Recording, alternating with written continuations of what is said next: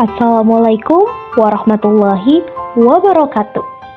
Halo teman-teman, perkenalkan saya Tri Ainun Srikandi Anwar dengan NIM 22203872200004 Fakultas Tarbiyah dengan program studi pendidikan IPS.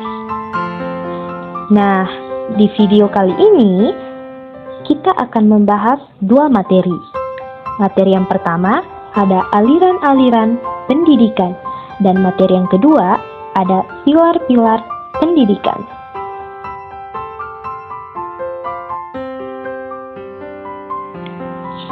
Yang pertama ada aliran-aliran pendidikan.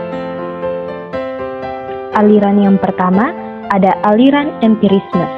Aliran empirisme yang dipelopori oleh John Locke, filsuf Inggris yang hidup pada tahun 1632 sampai 1704. Menurut aliran ini, pendidik berfungsi sebagai faktor luar yang memegang peranan penting dalam membentuk peserta didik. Oleh karena itu, menurut aliran ini, pendidik harus menyediakan lingkungan pendidikan bagi anak, dan anak akan menerima pendidikan sebagai pengalaman, sehingga pengalaman yang diperoleh anak tersebut akan membentuk tingkah laku, sikap, serta watak sesuai tujuan pendidikan yang diharapkan. Yang kedua, ada aliran Navitisme. Tokoh aliran Navitisme adalah Schopenhauer, seorang filsuf Jerman yang hidup pada tahun 1788 sampai 1880.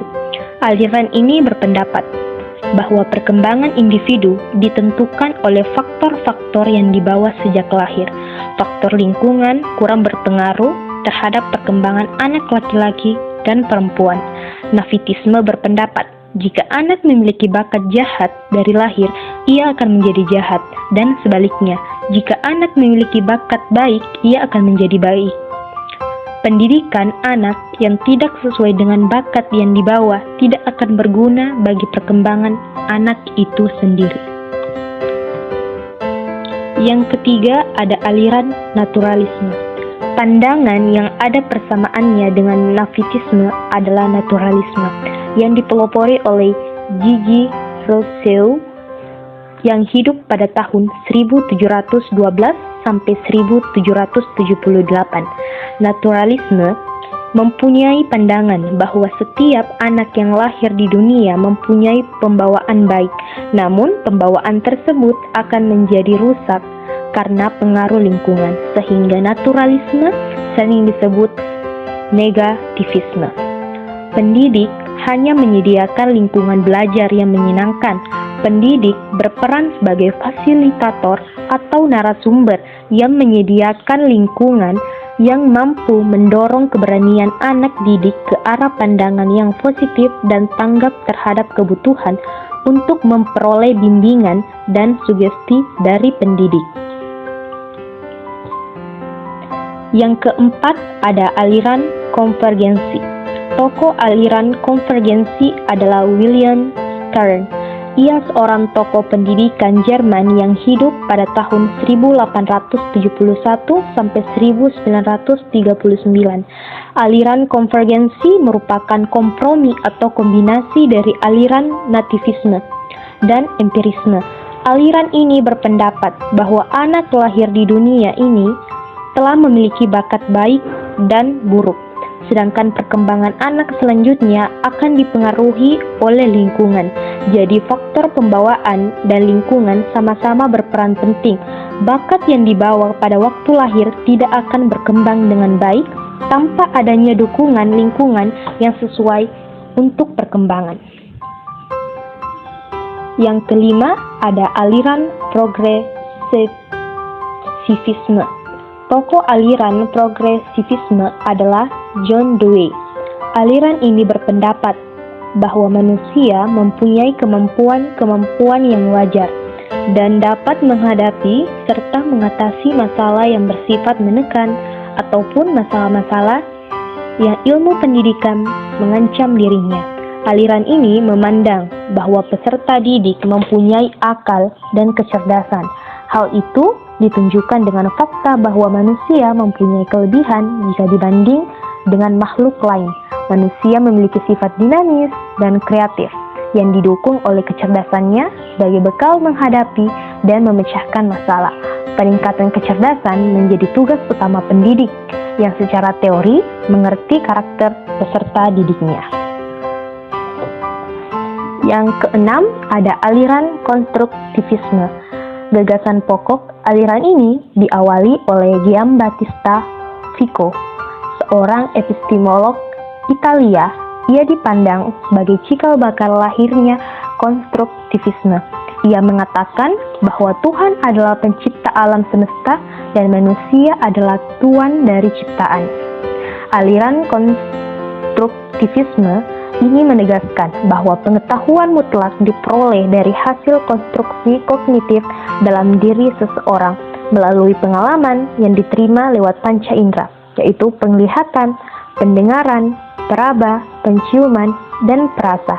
Dengan demikian, aliran ini menolak adanya transfer pengetahuan yang dilakukan dari seseorang kepada orang lain, dengan alasan pengetahuan bukan barang yang bisa dipindahkan, sehingga jika pembelajaran ditujukan untuk mentransfer ilmu, perbuatan itu akan sia-sia saja.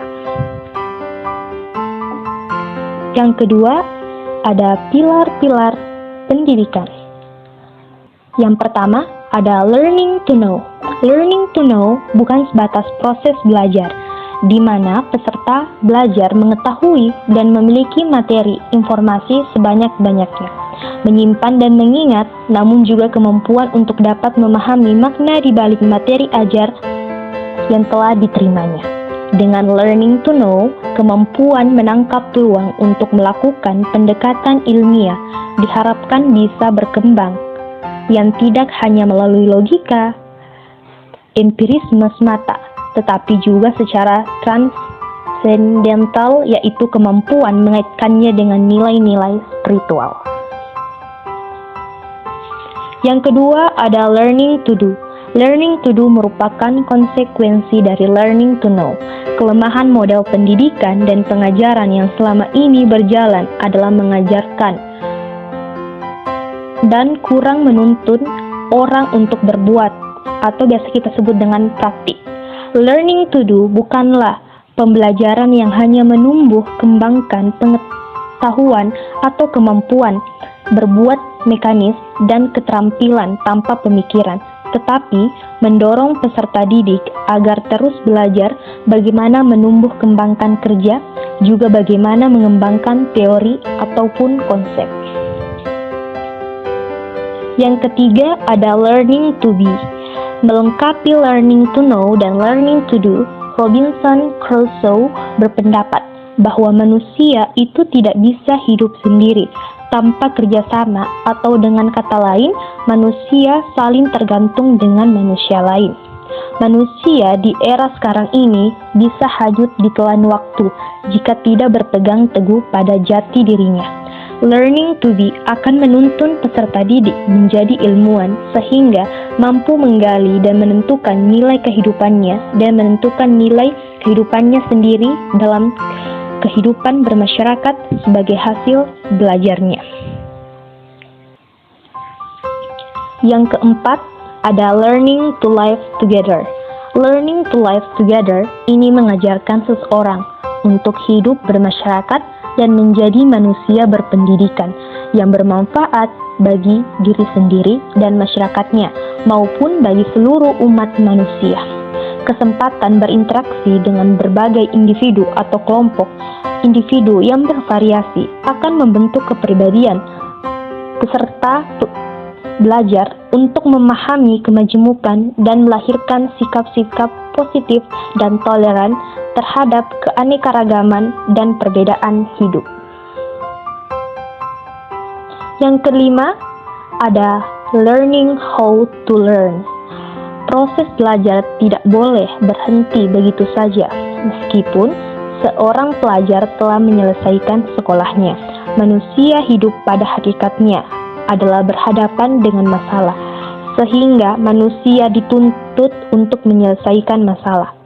Satu masalah terjawab, 1000 masalah menunggu untuk dijawab.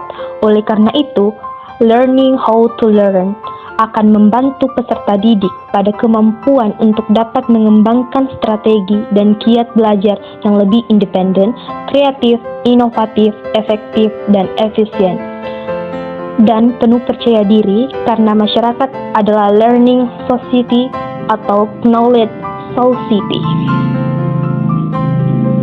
Baik, itulah tadi pemaparan materi tentang aliran-aliran dan pilar-pilar pendidikan.